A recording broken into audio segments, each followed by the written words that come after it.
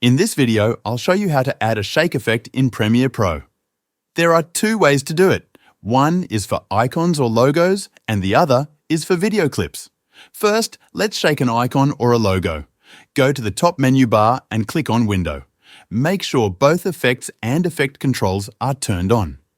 Now, go to the Effects panel and search for the transform effect. Drag and drop it onto your logo or icon. Move the playhead to the point where you want the shake to start. In the Effect Controls panel, set the skew value to 3. Then click the stopwatch next to skew axis to turn on keyframes.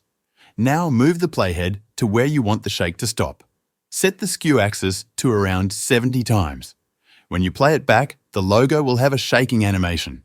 Now let's create a shake effect for a video clip. Start by going to the Project panel. Right-click, hover over New Item and choose Adjustment Layer. Click OK. Drag this adjustment layer onto the track above your video and place it where you want the shake to start. Go to the Effects panel and search for Directional Blur. Drag and drop it onto the adjustment layer. In the Effect Controls, set the blur length to 30.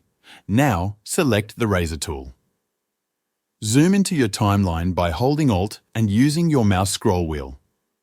Cut the adjustment layer into one-frame slices. Now, delete every other slice. Keep one frame, delete the next, and repeat. This creates a fast shaking blur effect. Once done, play your video and the shake will appear in the section with the adjustment layer. That is it.